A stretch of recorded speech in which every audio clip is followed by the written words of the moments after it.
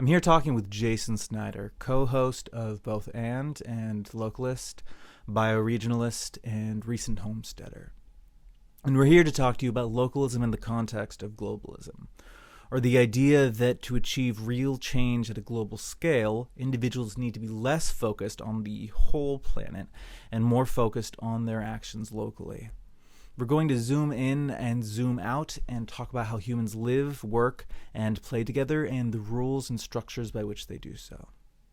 So to start with, I want to go over sort of our definitions of different words that we're going to be talking about, because I think that the bulk of miscommunication that people have, especially online when you're not in person, is that we hold very different meanings for the same words, and we try to engage in this conversation when whatever is in our one's mind is very different from the other.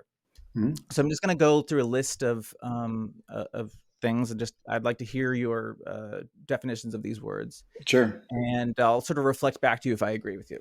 Okay, great. Sounds good. Mm-hmm. So I just want to start with how you sort of define yourself. I mean, I called you just the co-host of both but you're obviously so many things. So how do you view Jason Snyder? Like, how would you define yourself to yourself and to others?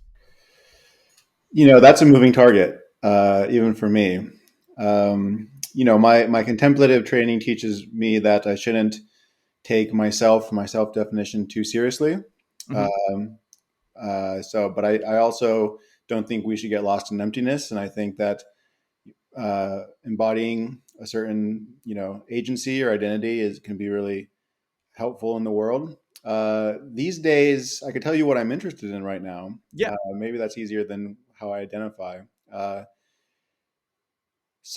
These days, I'm really, my interest revolves, I would say, around food systems. And in particular, I'm interested in local food systems and regenerative food systems. We can talk about what those things mean if you want.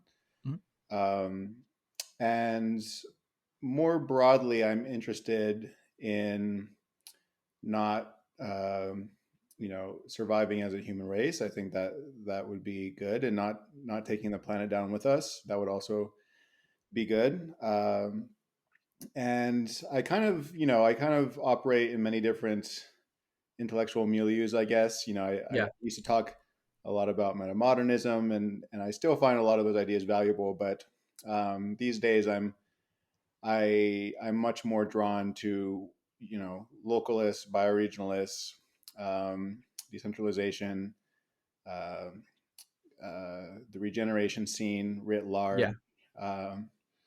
And so, I'm just a person trying to develop his homestead, trying to grow food, develop community when COVID lockdowns, they're not really locked down, but COVID restrictions ease, and and teaching young minds, having interesting conversations, and and shit posting on Twitter, and that leads to things like this, where I talk to interesting people about ideas. That lines with sort of my perception as you as well, and I've seen sort of the shift from, I think, that your focus being broader over like the last year and a half to being much more locally focused, and it's something that I agree makes the most sense, considering the context of the times. And I would say that. So I know you as a localist. I also know you just as a really nice guy, that when I was starting out and I was trying to reach people, I wasn't really connected with anybody. And out of nowhere, you're just like, check this guy out. He's really awesome. And so I just sort of know you as a sort of like shining node in a network of really interesting minds. And I love the way that you connect people, and I love the ideas that you share outwards, and especially love the action that you take individually relative to sort of the ideas that you're sharing. So you mentioned a couple of things. Localism. I'd love to hear your definition of localism. My favorite definition is minimum viable scale. both in terms of economic production, but also in terms of governance. So it's similar, it has some similarities to libertarianism, but also Hmm. some key differences. Um, Libertarians don't necessarily mind big business. I do. Libertarians don't really have kind of a you know they don't have they don't bake into their theory atomization and loneliness and selfishness Hmm. and which I think some libertarians might tend towards. It really focuses on local living systems, Hmm. and um, it's not this is not always explicit in people who talk about localism, but I also think that thinking in terms of living well within the limits of the earth Hmm. is best handled locally, meaning the closer you are to the sources of your sustenance, um, the more sensitive you are to the sense of place and to the ecology, uh, the less likely you are to bespoil it, right? My critique of like a global capitalist system is that Hmm. most of there's just so many negative externalities, and uh, so many places are just kind of extracted from both environmentally and in terms of labor and things like that. And there's just not much accountability. And I think when you're thinking in terms of local systems, you're just more accountable to your region, to your neighbors, to your sense of place, to the ecology in that Hmm. place. And so I guess that's my attraction towards it, and that's how I generally think about it. I would say the same, and I think it's sort of the perception that people just naturally get from hearing the word. Hmm. I remember the first time I had just heard the word localism, and it just like instantly made sense, and it Yeah. connected um, to this idea of, or that phrase, which is "think global, act local," which Hmm. I don't know exactly is the best way to frame it, but I think it definitely uh, what you just said definitely aligns with how I view it. Nice. Now, in contrast, sort of the dominant sort of paradigm right now is actually sort of globalism, and there's Hmm. really this idea that people are putting their own mental focus outwards to be able to solve the problems Hmm. that are facing them, but not necessarily as much focused locally. So, how do you define globalism? Well, I want to make a distinction between planetary consciousness and Hmm. globalism. So I think I think we need some kind of cosmopolitan localism, Hmm. which is enabled with certain technologies like digital technology. The fact that you're on the West Coast, right, and the fact that I'm Yeah. in the Southeast and we're having a conversation, I think that's a good thing, right? I think it's good for ideas to move, for knowledge to move, inspiration to move around, and then be applied contextually, in its local context. Um, and I think the minimum viable scale sometimes is a global scale.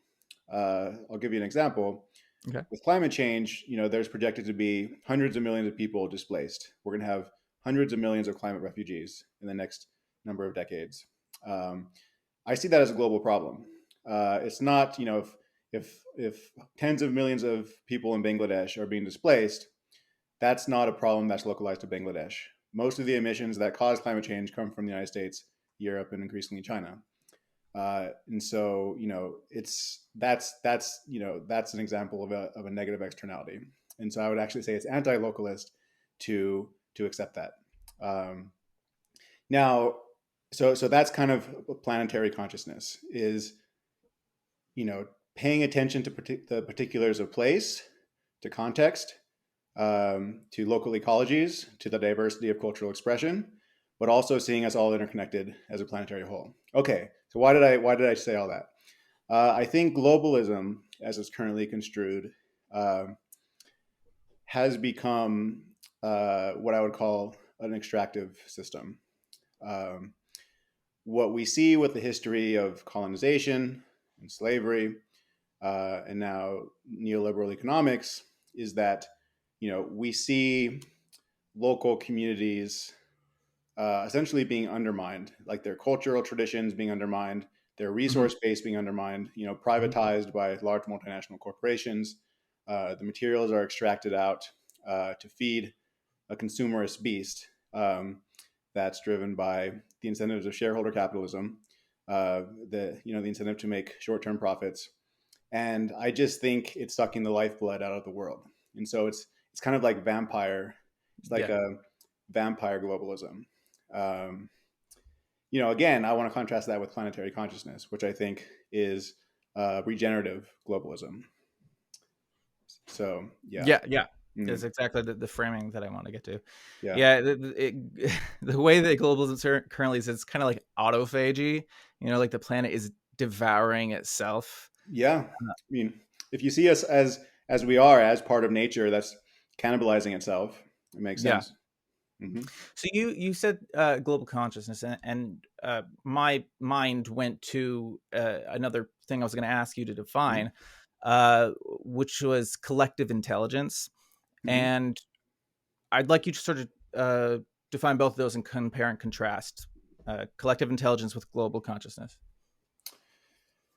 Collective intelligence, I see as um, well. There's different kinds, right? You can imagine an authoritarian kind of technocratic collective intelligence where Yeah. you have the official scientists and the official policymakers, and they think they understand local communities enough to make their decisions for them. Hmm. I think that's the wrong move. And I was in that world for a long time. My training is in applied economics. I was being trained as a technocrat to write policy reports for parts of the world, all the way across the world, in East and Southern Africa, and like I really understand their cultures and societies and what's best for them. I would contrast that with what I would hope would arise. I don't think we're there yet, but Hmm. a more decentralized, bottom up collective intelligence, which again digital technology can make possible. Hmm. And the idea there is that we're able to well, let's go all the way back to localism. I Okay. think for localism to work, and again, this idea of minimum viable scale, a lot of things can be done at a very local scale, like food production, or Hmm. at least at a bioregional scale. But there are still some things like the creation of electronics that my neighbor is not going to make for me, right? And that's a larger scale. There's still trading relations between regions. We want to prevent warfare. Hmm. Warlords arising and trying to dominate other places, right? Yeah, we Uh, want to prevent that. Yeah. what's that? I said, yeah, we want to prevent that, Yeah, ideally. I would. And so we're going to need still to figure out how to, we're still going to need some kind of emergent governance at higher scales, even up to the global scale. Do you say And emerging? Like, do you say emergent, emerging or merging? emergent, Oh, emerging. Yes. Okay. Go on. emergent governance. So, and again, I don't think we're there yet, right? So the idea is because we are connected digitally, and ideally, if we had better incentives in our digital connections, not so much what we have now with clickbait Yeah. and trying to harvest our attention for ad dollars. That's Hmm. not going to get us there. But some platforms that don't do that, um, various, decentralization technologies, alternative currencies, smart contracts, all of these things that people are really excited about. Um, I think that's what I see as emergent governance, as being able to come to larger scale decisions for a particular issue, but you know, not not not maintaining a larger governing structure, when it's not necessary or not appropriate. Hmm. Yeah. Okay. So you mentioned one word that I also wanted to hear you Mhm. define, which was emergence. Mhm. How do you define emergence, and how are you describing emergence here? Yeah, I mean, there's some pretty technical definitions of emergence, and I'm not even going to approximate that. So I'll just kind of uh, go with my vibe on it. Yeah, that's Um, what I want. it's basically this idea that in complex systems, you might have a certain kind of order of things, Hmm. but at a certain point, you start getting these interaction effects between these different elements, and suddenly you have kind of a whole new, an emergent kind of whole new set of system properties.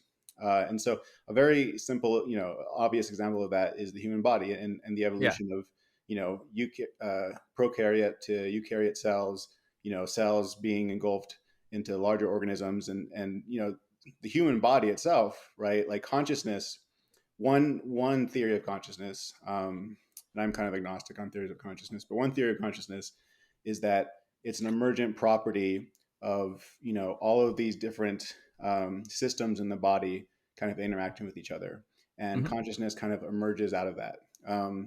Again, there's many theories of consciousness, and I don't want to necessarily go down that route. Um, um, yeah, I don't know. Can you think of other examples? No, I thought that was a great definition, Yeah. and I think the reason I bring it up is because the in a lot of ways localism sort of comes natural to people because Hmm. I mean, who else can you interact with but the people who are immediately there? Hmm. Um, but we also see the need for the scaling up, and we also see these sort of emerging systems to be able to help Hmm. us interact with each other Hmm. without sort of killing each other, because we tend to have the less coherence with those who we don't interact with as often. Yeah. And Yeah. that's the final term I wanted you to define, was coherence. Are Hmm. you familiar with the how I'm using that? Yeah. Yeah. I Mhm. think so. Um, so let me try and get into this sideways a little bit and talk Okay. about bioregions. Yes, sir. What I would see, I see bioregionalism as intimately related to localism. I see it as a very important scale, a very important viable scale. I would say it's thinking about designing human systems and cultures around landscapes, Yeah. and around specific ecologies, specific watersheds, as well as kind of cultural landscapes.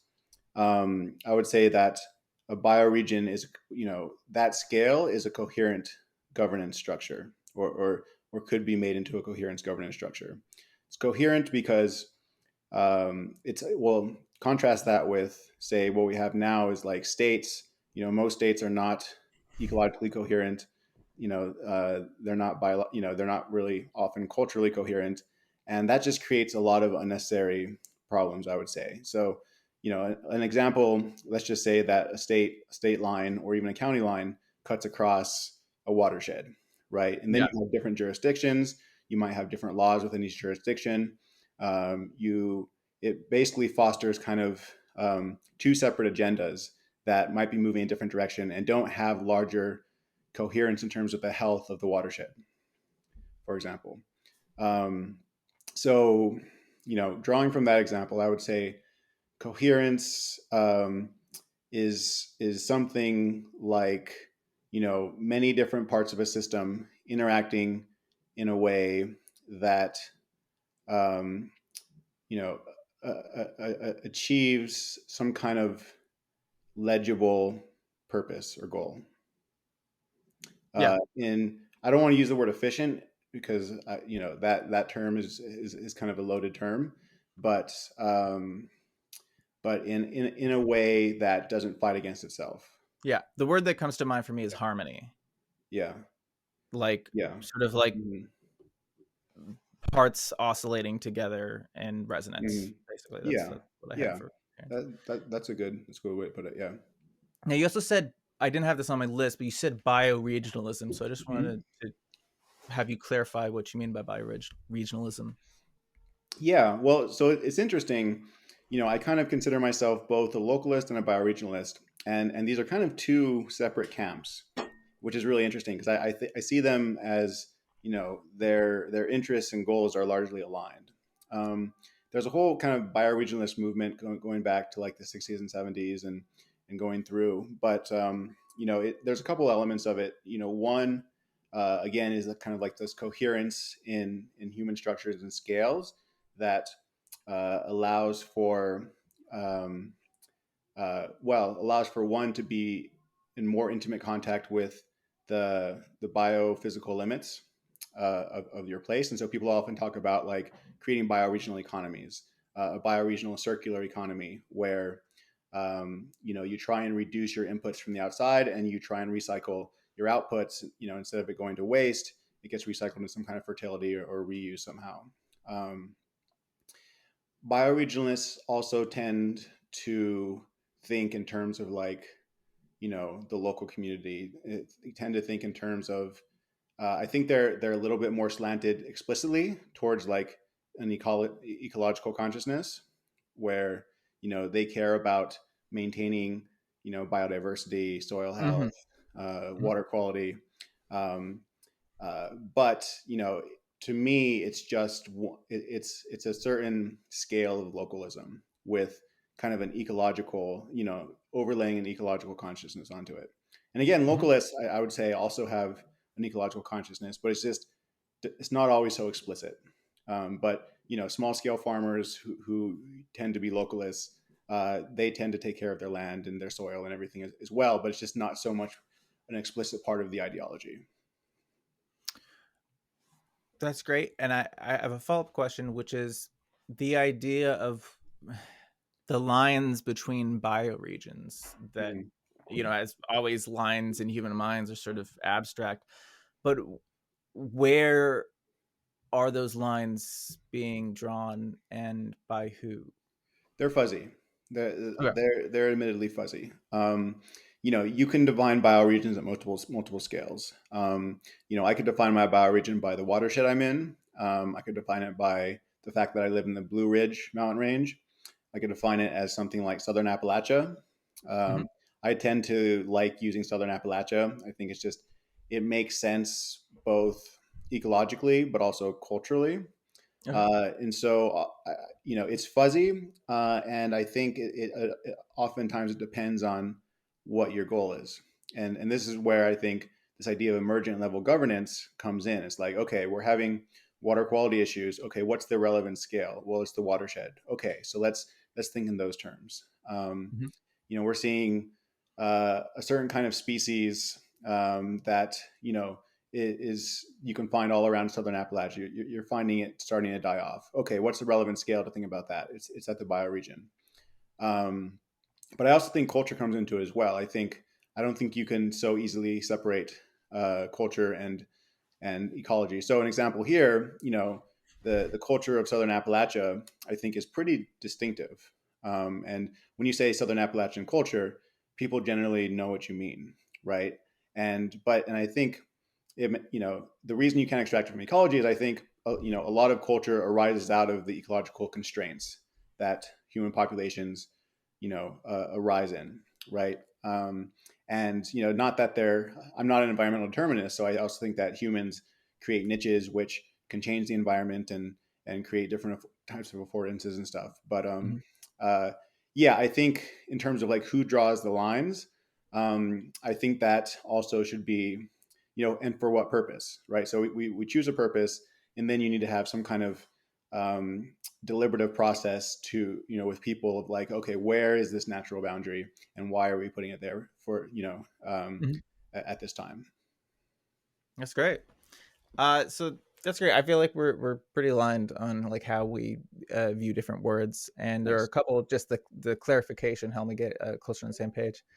So Nice. now I just have some just general questions for you, Hmm. and Yeah, I'm just gonna run them off, and you can go as long as you want to on each one. sure. What is the most significant challenge that humanity faces right now? Oof.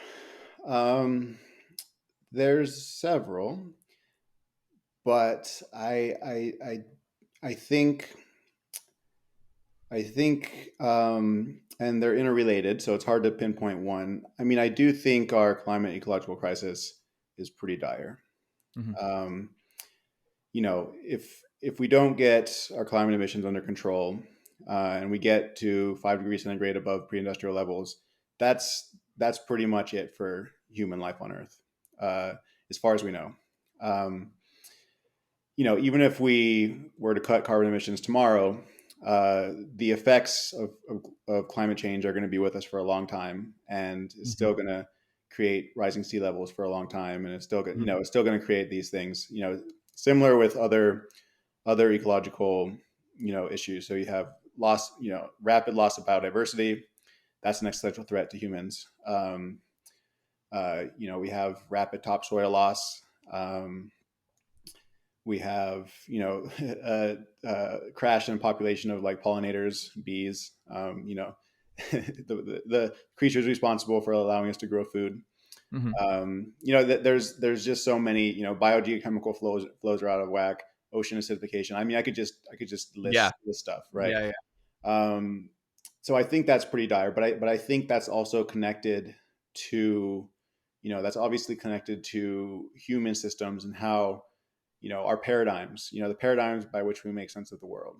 Mhm. And, we've seen in the, especially since the rise of fossil fuels, Mhm. um, we've seen kind of this kind of modernization and creation of, again, kind of what I would call global extractive capitalism, Mhm. kind of go into overdrive.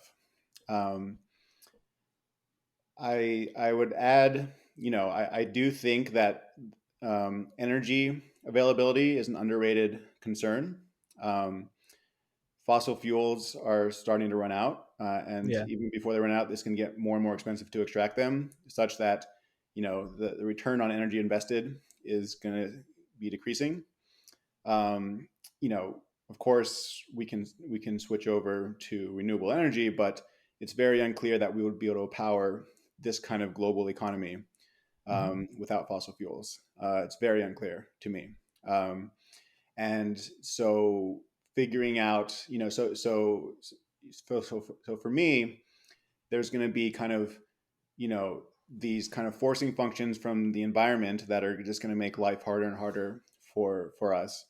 And I think we're going to have to, um, you know, we might start having energy contractions in the near future. And and so what it looks like for humanity to transition from what it is today to what I think is a much more sustainable model and a viable model, which is which is a much more kind of localist type of model, where again, localist, how does localism relate to the environment? Well, um, localism, there's much more density of interaction, both with other people, but also with your Mhm. environment. And so learning to live within, ecological boundaries happens at home. Like Mhm. that's the most kind of legible way to do it. Um, yeah, I guess. I mean, I could I keep heard, going, can I but summarize what I yeah, heard? yeah. So I heard a first spot, which was the health of the health of the Hmm. planet as a whole, and all the different maladies that we've afflicted upon it. Hmm. And the second was just human systems and how we interact with the Yeah. planet and its resources at scale and locally. Hmm. Does that sound about right? Yeah, and I would just add with the human systems is I think that you know politically, our institutions that are designed, um, uh, the way that they're designed today, um, based on based on assumptions that we have to maintain GDP growth, which I don't think we'll be able to. The debt cycles that fuel that. You Hmm. know, you know, I also see prospects of like economic collapse, and with that, social and cultural chaos, Yeah. right? And so, all of the horrible things that we see in various movies of Yeah. desperate people, rising warlords, raiding bands of raiders, going around, outside of the law, all of these things, I think is a big concern to me. It's something that I think about a lot. Hmm. That's great. Great. That's a Yeah. great answer. Um, we keep coming back to sort of the topic of scale, which is sort of my Mhm. next question in a couple of frames. One, which is just that how does the idea of localism scale upwards. Two, which we Mm-hmm. sort of already addressed, which is how broad is the local Mm-hmm. scale? What does local really mean Mm-hmm. to each individual? And you sort of talked on that already.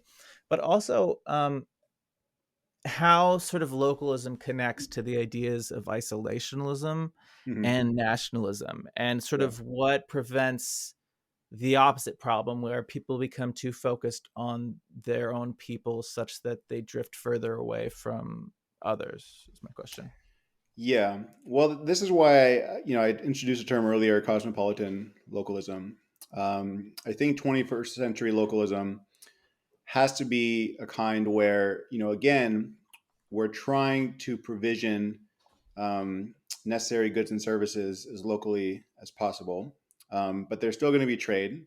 If I want to have a decentralized solar energy, I still need to get cobalt, I still need to get lithium, right? Hmm. Like that's not going to come from, my neighbor. Um, Yeah. uh, I think a lot of like manufacturing can be made more localized, especially with like projects like Open Ecology, what are called cosmolocal systems, where you have like an open source kind of global intelligence network of like innovative ideas, but you actually have localized manufacturing, things of that nature. Um, I think I still think it's good. The cosmopolitan part. I think you can grow up in a place, but you can visit other places, Hmm. right? You can get different cultural influences, bring in different ideas. Of course, again, digital technology at its best can be a source of like cultural transfer, information transfer. Um, I don't think isolationist localism is viable because I just think that so many of our problems are planetary in scale or are region bioregionally or nationally scaled that if we have a world of just kind of closed off localities, I don't think that would work out. I think you would quickly have new empires. You would have new Alexander the Greats. You would have, um, I just don't think so. I think a 21st century localism has to have that cosmopolitan element to it. Um, to maintain the cultural transfer without the cultural kind of desolation that, for example, in the United States, rural areas used to be much more vibrant. They used to be much Yeah. more people used to do a lot more self-provisioning. I mean, I know in this area where I am in the history books I've read, people used to provision a lot more of their basic needs locally. um, and that with that came you can say vibrant village economies where neighbors were dependent on each other, had interdependence.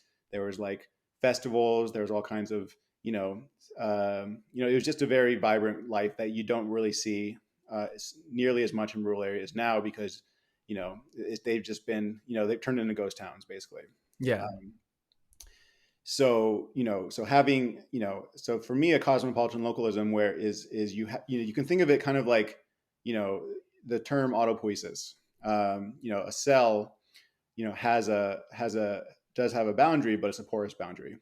And so a big question is like how do you get like what degree of porousness is optimal in any given situation. Like you need to have some kind of boundary to kind of have some kind of internal coherence, Yeah. internal kind of like culture. But you also need to have information transfer to be viable as a larger organism.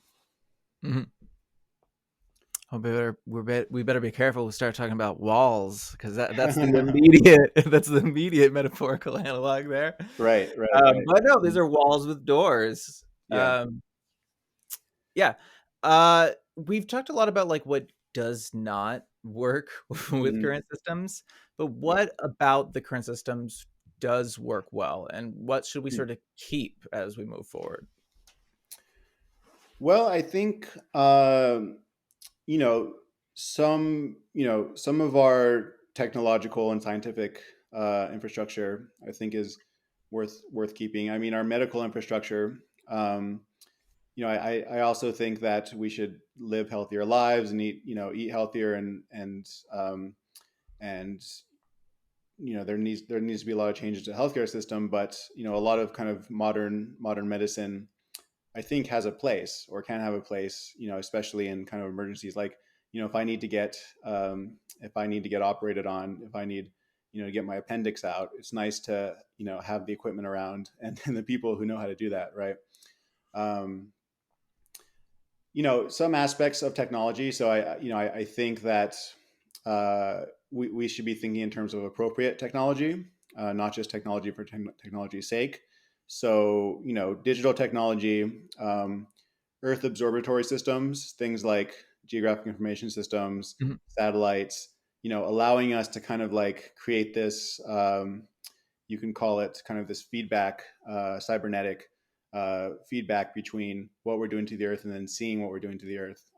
Mhm. Is a very useful technology. Of course, renewable energy technologies, things like that, I think have to play a role. Mhm. So we're not getting back to like my great great grandmother's localism, because our population on the Earth is so much larger now, and so we will, I think, need certain high tech things to make it viable, right? So for all of us to be able to live on a planet as with a decent quality of life. Mhm. That's very different than what I see as the current consumeristic economy, of course. Yeah. Those are some things. For energy, I'm not closed minded on nuclear. I think that nuclear energy, um, if it can be proven to be safe and uh, um, you know, it might have to play a role in the future if we don't Yeah. want to have a complete energy crash. I I would interject there that Mhm, the thing that I think the problem with most people have nuclear is they view it as a singular route, which is like, okay, and however long ago somebody figured out the easiest route for mhm, them to get nuclear energy, but there are other possible paths that mhm, have either less radiation, no radiation, or things that actually consume the mhm. nuclear waste that we've already produced. So Yeah, it does make a lot of sense to pursue at least the routes that consume the nuclear waste that we've made, because what are we going to do with it? right, exactly. Yeah, nuclear waste is a big issue, and as far as I know, it hasn't really been proven to be financially viable yet, at least a large scale in the United States. I mean, I know France has like 30% nuclear or something. Um, but I knew new That's the technologies are limiter of so much good human action, is it's not financially viable. right, right. Well, but it's not like financially viable in a kind of an energetic sense either. Yeah, Like just the yeah. energy return on investment is not, as far as I know, for large scale purposes, is not great yet. Mhm. Taking into account all of the safety, infrastructure that you have to put in, and all of the other things that, and also the governance. Perhaps if we had better governance, it would be more viable, right? But the poor governance makes it more expensive than it would be. Um, yeah, but I also worry with something like nuclear. If it's a very centralized energy, that'll lead to centralized government.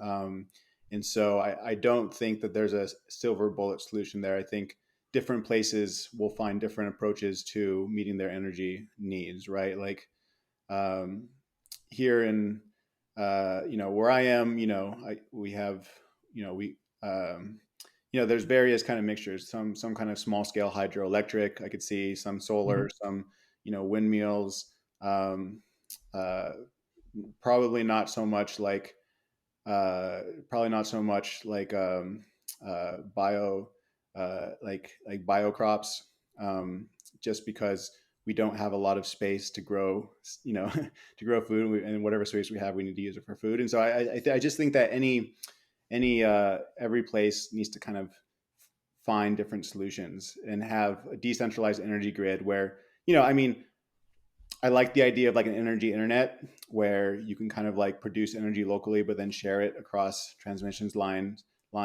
in larger scales. But there's a lot of infrastructure that would need to go into that, and I'm not sure if we're going to get there. Yeah. Yeah. Um. So okay, Hmm. I want to talk about the idea of oneness for the self, as well as like sort of, I guess, zero-ness, the idea that there is no real self, and then the idea of oneness with others. There's Hmm. sort of, I think, a lot of people I view this idea that humanity will merge into some oneness, right? Mm. But there also is a lack of integration at our own scale within our own bodies, that we are Yeah. not as internally aligned with ourselves as much as we like. So Mhm. I just want to talk about, like, sort of, it's like both the self is real and self is not real, and also the idea of these larger structures is both real and not real. Mm. And sort of your thoughts about this in a maybe more from a frame of your experience with, like, mindfulness. Hmm. And Yeah. yeah, yeah.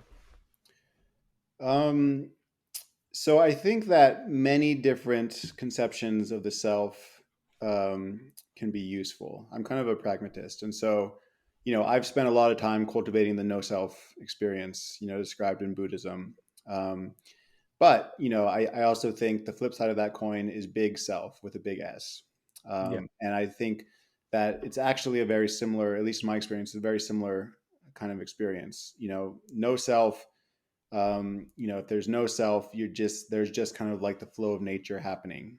But if you're, but that's not so different than being kind of a part of a larger big self. Um, you can also see self as process.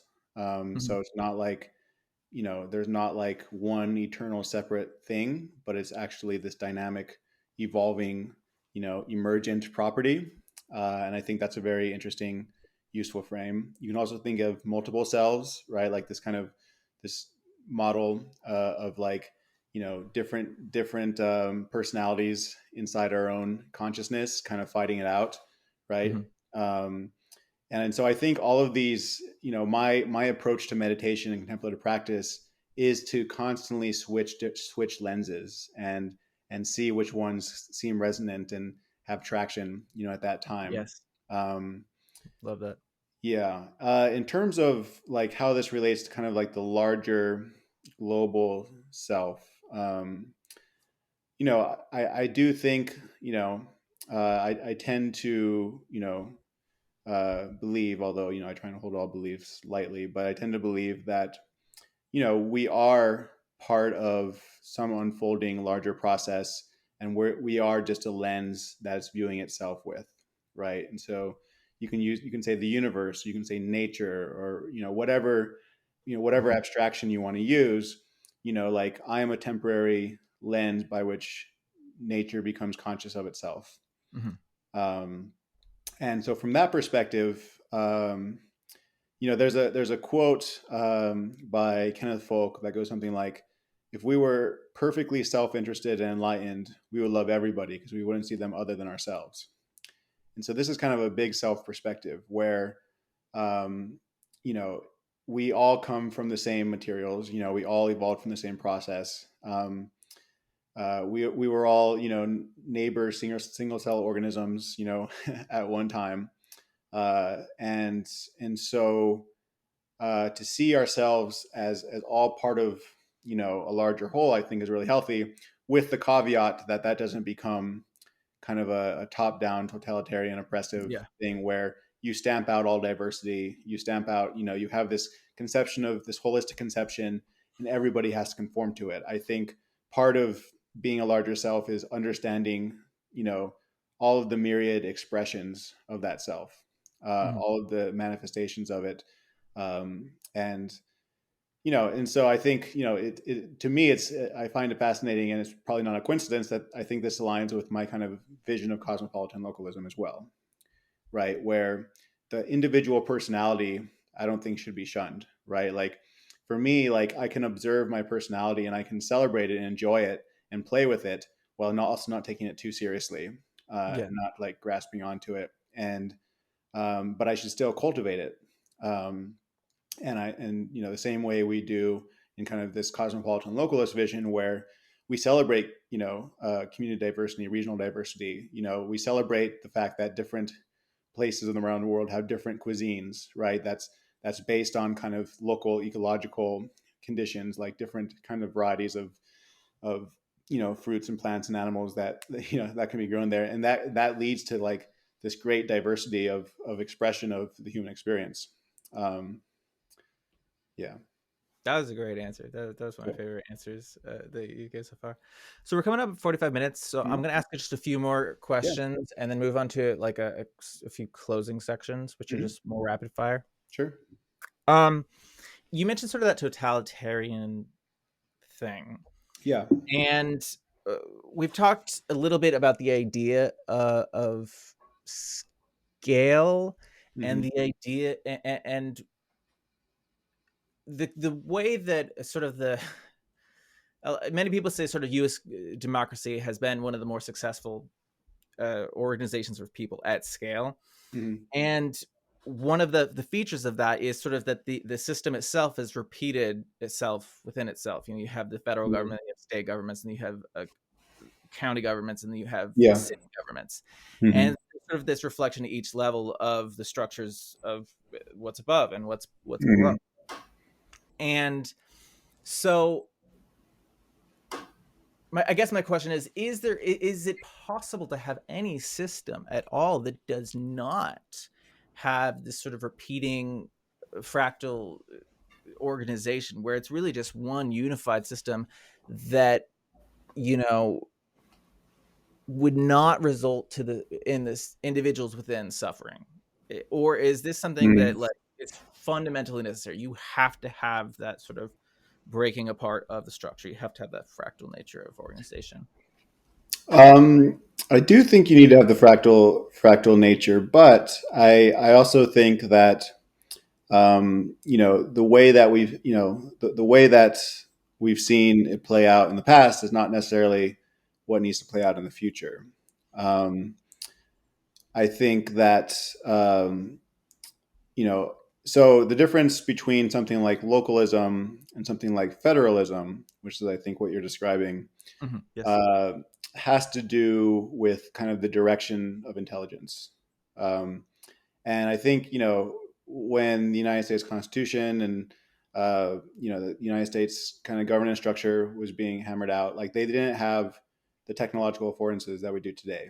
Right. And so, many aspects of, federalism still relied on kind of a federal government, making decisions for everybody else, and kind of imposing decisions on everyone else. But I think because we have this affordance that this technology that can afford us collective intelligence, if we do it right, it doesn't need to be that way. It can be more of a bottom up, kind of type of governance that, again, I think is more provisional than we see. So you don't have like federal laws that are put on the books and then are there for like all time, even though long after they've ceased to have relevance, just because the political process is at a federal level is so messed up. Um, and so I think. Yeah, I mean, then and then in terms of like how we organize, our society, right? Like oftentimes people see things like, okay, well, you either have kind of state control or you have some kind of like capitalist, private, corporate control of things. But there's other models that have been successful in history. There's the commons model, right? So Eleanor Ostrom, her work, which you won a Nobel Prize for, was you know develop kind of outlining the principles that she's seen in many case studies throughout the world and throughout history of communities figuring out how to live and manage their natural resource base in basically kind of what I would call basically a democratic process, even though it's not formalized in that way of managing, say, common pool resources, right? um, and so I guess, yeah, I'm not sure if I'm answering your question. In a nutshell, I think that it is a fractal nature, but again, the flow of decision making and the type of how we organize, how we, you know, trade, share, utilize resources. Um, I don't think we need to follow, the 20 and 21st century United States model. Yeah, oh yeah, Yeah. for sure, for sure, for sure. So you tweeted something the other day that I thought was I think a good idea why I like the way that you frame the world in both your action and your beliefs. You said you're spiritually preparing for futures both much worse than I could imagine and much Mhm. better than I could imagine. Yeah. And I think that the focus on localism does a little bit of both because one, Mhm. if things fall apart, you need to be able to know how to interact with your local environment, Right. just to survive. Yeah. But the other half is that I still see you talking about, the, the which cosmopolitan localism is that Mhm. the Yeah. phrase. I still hear you talking about that, and there, what I don't want to get really into Game B, but you Mhm. talked in that space, and we Yeah. both sort of saw like people's perceptions of that Mhm. evolve. Mhm. Um,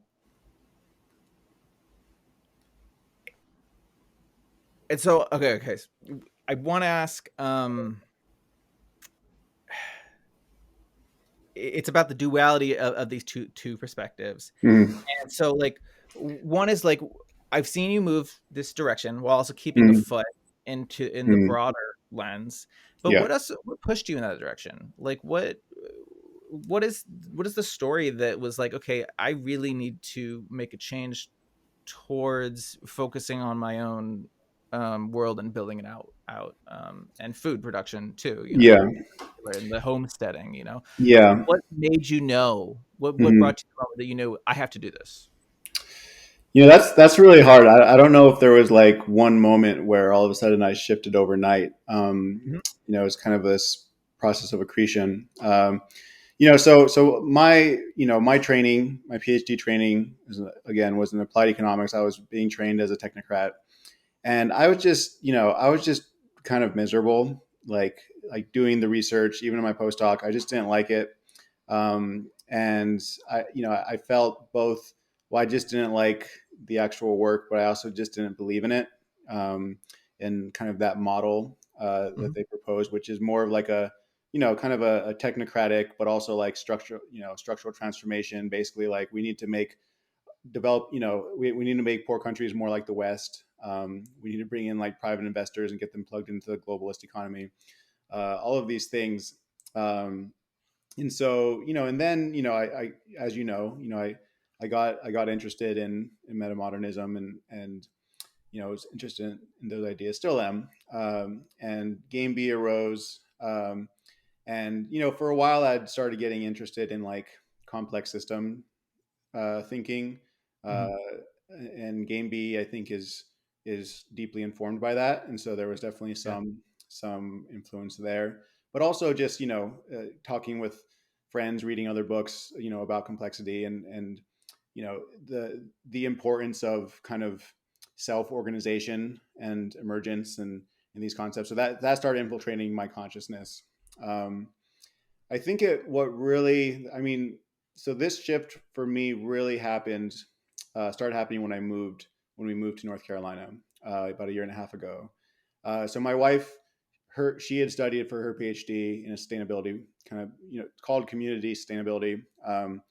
And she got a position in this department, which is called sustainable development.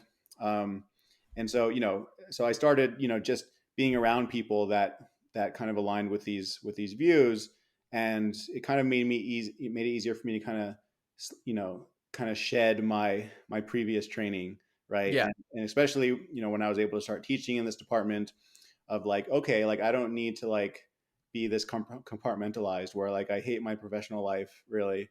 I don't believe in it, but then I'm interested in all these other intellectual scenes. So that was one. I think another was, starting. I think Joe Brewer was a huge influence on me. Mhm. He's one of the bioregional regeneration guys, and he's just incredibly knowledgeable. I mean, he's like a polymath. And his view is kind of a very bioregionalist kind of view. But I think where it really kind of like became like an embodied thing was when I got land, when I Oh got yeah. place on land, right? And suddenly, and and there was also, like even the process of deciding to get land, like we were looking for houses, and we weren't necessarily gonna get a house with land. It was kind of in the back of my mind, like, hey, I'd like to have some land. I was also being influenced by the time by the localist folks like Joe Norman and stuff. So that was starting to integrate my, infiltrate my consciousness. Um, but then, we just happened to get lucky and find a place within our budget on 5 acres, and we were like, this is, this is the only place like this that we saw. So we got very lucky. And then it was just like, okay, like everything just kind of clicks, and suddenly I start, voraciously reading permaculture books. And permaculture is very kind of a systems kind of view of agriculture and larger kind of systems in Mm-hmm. general. And it's just kind of all clicked in, right? And once I started actually growing things myself, or with my wife and I, and started thinking in terms of kind of like these circular systems, in terms of zones, in terms of all of these permaculture principles, that was really, that's what really set me on the track. And then I think when COVID happened, that just kind of reinforced my, you know like I was already thinking in terms of the fragility of kind of the global economic system in a ecological sense, but Yeah. you know other kinds of kind of fragilities in the global system through various shocks. I was like, okay, like I think that's when it all kind of clicked into place last spring. um, and the rest is history. That's great. That's great. Yeah. So I'm gonna move on to a couple of segments to wrap up, and Mhm. I'm experimenting with all of these. So if Sure. they don't work or I don't have enough questions, Sure. I can cut them out. So I just want to do some rapid fire questions, just sort of like what comes to your mouth without thinking too much. Okay. What brings you joy? Growing things. Oh, I love that. What do you wish you could change? Tick, tick, tick, tick, tick. Nothing is coming to mind. That's great. That's a good answer too. I mean, I would like to, right now I'm an adjunct, and I'd like to be like I don't want to be a tenure track professor because I actually don't want to do like that kind of research, but I Mhm. would like to be like a full-time lecturer, which would make us a little bit more financially, stable. Oh, Um, yeah, makes sense. yeah. Um, and the opposite is, what do you know is changing, but you wish could stay the same? Oh, man, this is so hard. I know. I'm just Especially experimenting with with. the pressure of the rapid fire. Wait, Yeah. say that. Ask that again. What do you know is changing, but you want to stay the same? Part of me wants my 3-year-old to be That's this cute. cute little guy forever. Yeah, Part of me wants also him to grow up, and I help on love the that. farm, put him to work. But part of me is like, he's growing quickly. Yeah. Is homesteading harder or easier than you expected? I would say it's easier, and it's easier because I actually get a lot of energy from doing physical labor. Like I find it incredibly invigorating. You're so predictive. I was just about to ask, is physical labor meditative for you? Absolutely, Yeah, absolutely. that's what I thought. Especially physical labor outside.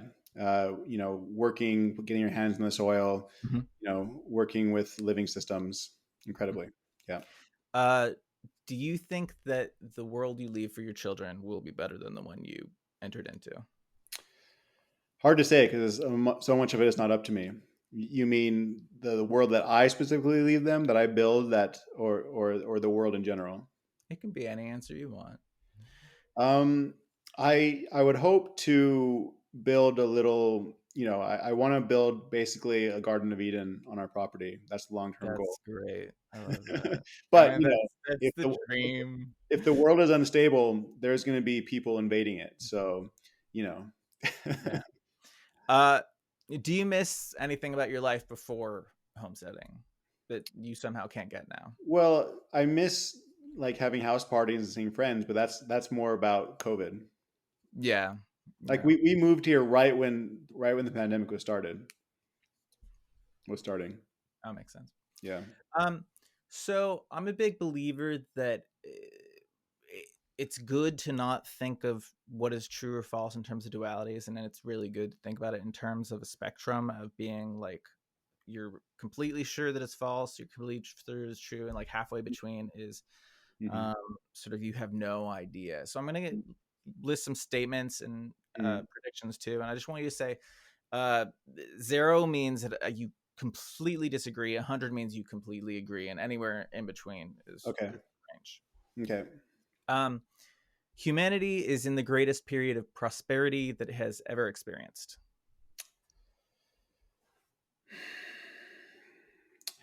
Uh,